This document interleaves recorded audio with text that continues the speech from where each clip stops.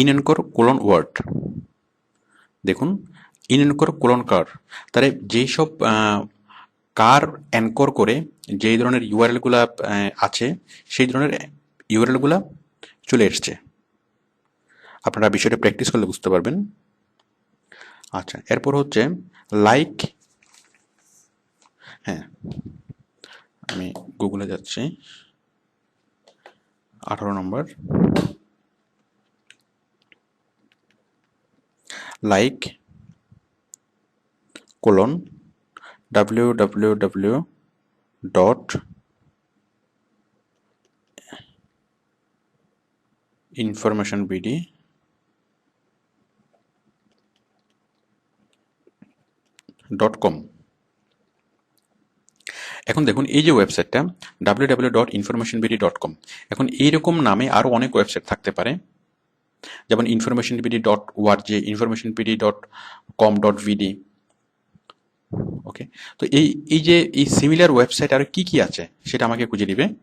আমরা যদি এভাবে লিখে সার্চ করি লাইক কোলন ওয়েবসাইটের নামটা, মানে এই ওয়েবসাইটের মতো আরো কি কি ওয়েবসাইট আছে আমাদেরকে সেটা খুঁজে দিবে।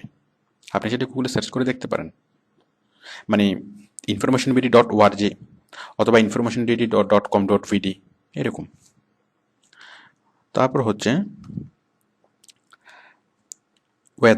ওয়েদার সার্চ, আমি যদি এভাবে লিখি ওয়েদার স্পেস চিটাগং, তাহলে আমাকে চিটাগংয়ের ওয়েদার দেখাবে।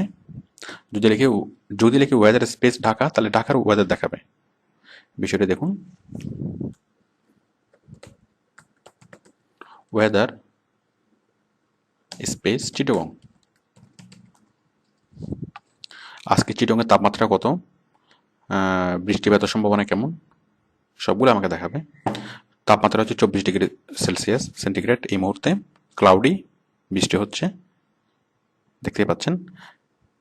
ইভেন আমরা যদি চাই যে আরো কয়েকদিনের ফোরকাস্টিং দেখবো, এই যে 4 দিনের ফোরকাস্টিং দেখছি আমরা, আজকে শনিবার, Saturday, Sunday, Monday, Tuesday, temperature কেমন পড়বে সেটাও দেখাচ্ছে, 31 ডিগ্রি, 32 ডিগ্রি, 31 ডিগ্রি টেম্পারেচার কেমন পড়বে সেটা ফোরকাস্টিং হচ্ছে।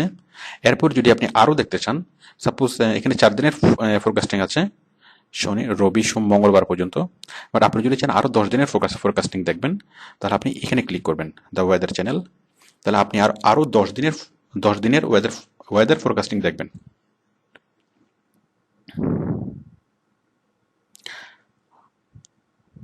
দেখুন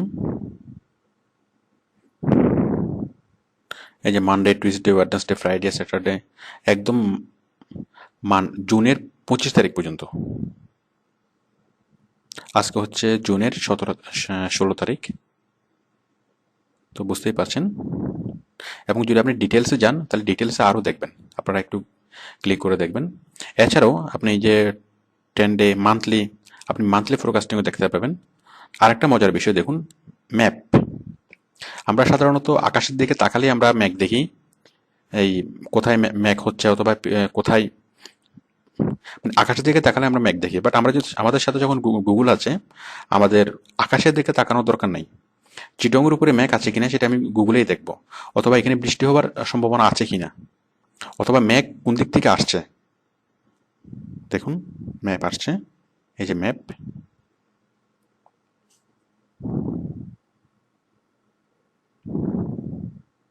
এই যে দেখুন, এই চিটাগং দেখুন এখন পুরোটা ক্লাউডি।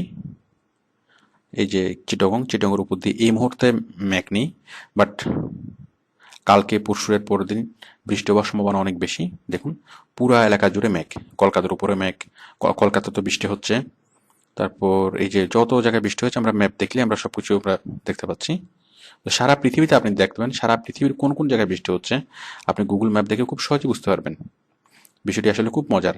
আর তাছাড়া মেঘ কোন দিক থেকে আসছে এবং কয়দিন পর আপনার দেশে আপনার মানে এলাকায় বৃষ্টি হবে, আপনি খুব সহজে সহজে বিষয়টা বুঝতে পারবেন। তাহলে weather space city.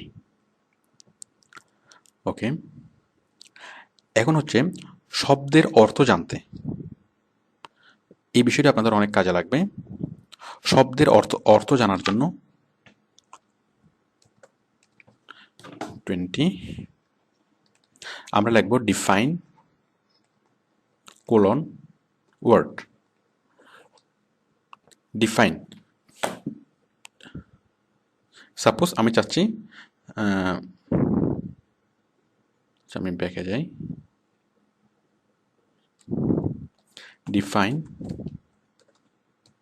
Colon fight, দেখুন চলে আসছে। ভার্বে কি অর্থ হবে, নাউনে কি অর্থ হবে, সিনোনিমে কি অর্থ হবে, ইভেন উচ্চারণ সহ।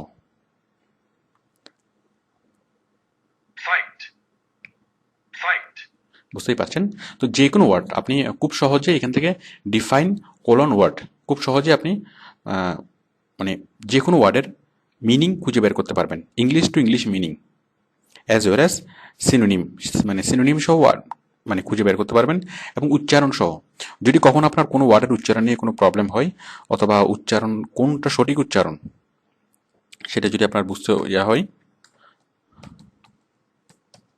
তাহলে আপনি এভাবে দেখবেন।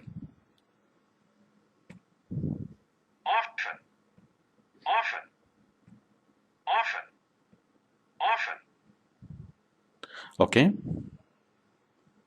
তারপর দেখুন 21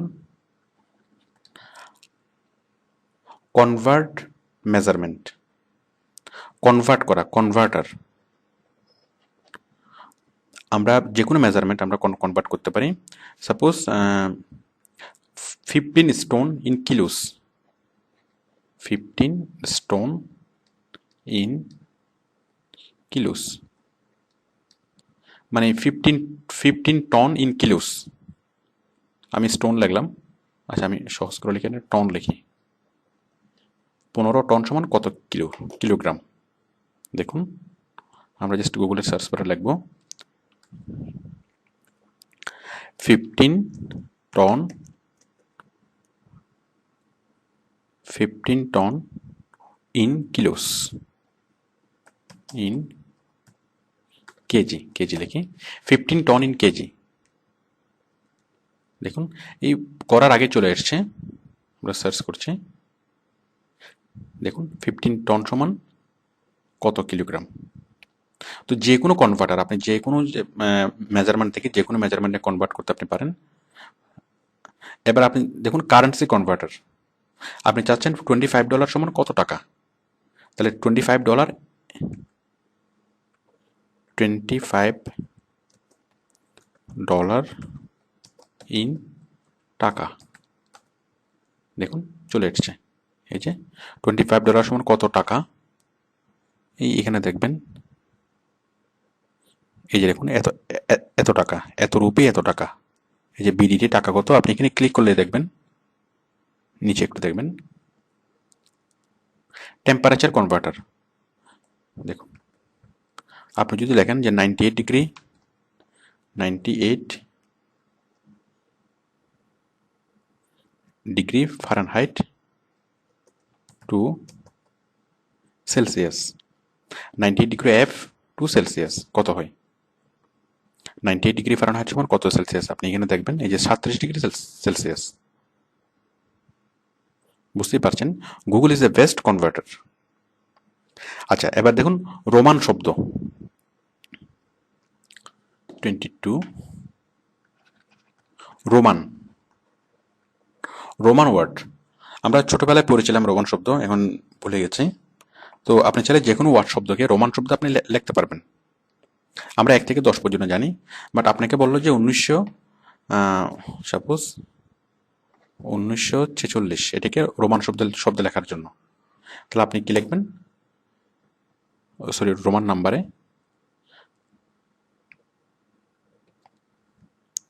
1946 ইন রোমান, রোমান নাম্বারস। দেখুন এইটা বিষয়টা আসলে খুব মজার।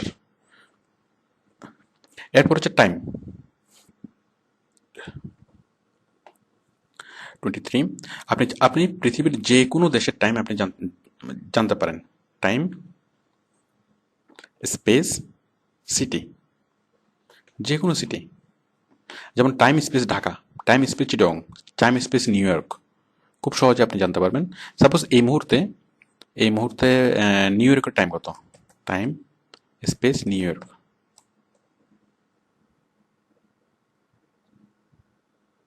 দেখুন 3:22, 3:23 নুন এখন। টাইম স্পেস ঢাকা, বুঝতেই পারছেন, রাত 1:23। ওকে, এখন আরেকটা মজার বিষয়, সেটা হচ্ছে স্পেল চেক। যে আমরা যখন কোনো কিছু লিখে আমাদের স্পেলিংটা ঠিক হলে কিনা আমরা অনেক সময় চিন্তায় থাকি। তো স্পেলিংটা ঠিক হলে কিনা সেটা বোঝার জন্য spell space suppose synchronization, SYN, আমি স্পেল কোলন, SYN CSROIZTION, তাহলে spell colon word, spell check করার জন্য। 24 নম্বর, স্পেল কোলন ওয়ার্ড। তো এইভাবে যদি আপনি লেখেন তাহলে স্পেল চেক হবে। দেখুন মানে আমার সঠিক আছে কিনা, এই যে স্পেল সিনক্রোনাইজেশন, দেখুন আমি এটা যদি ভুল হয় তাহলে এখানে সঠিক চলে আসবে, SON CSRONIZTON,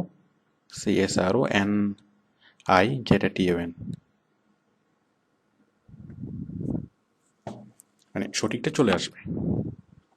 এই যে সিনক্রোনাইজেশন। তো যে কোনো বানান নিয়ে যদি আপনি ডাউট থাকেন তাহলে স্পেল কোলন ওয়ার্ডটা লিখলে আপনার সঠিক বানানটা চলে আসবে। তাছাড়া আপনি যদি জাস্ট এখানে সার্চ বারে লেখেন, লিখতে সঠিক বানানটা চলে আসবে। যেমন CHRO এই যে সিনক্রোনাইজেশন, এই যে সিনক্রোনাইজেশন চলে এসছে। তাহলে আপনি নিশ্চিত হবেন যে এটা ঠিক আছে। তাহলে আমরা গুগলের মাধ্যমে যে কোনো বানানের শুদ্ধতা খুব সহজেই পরীক্ষা করতে পারি। এরপর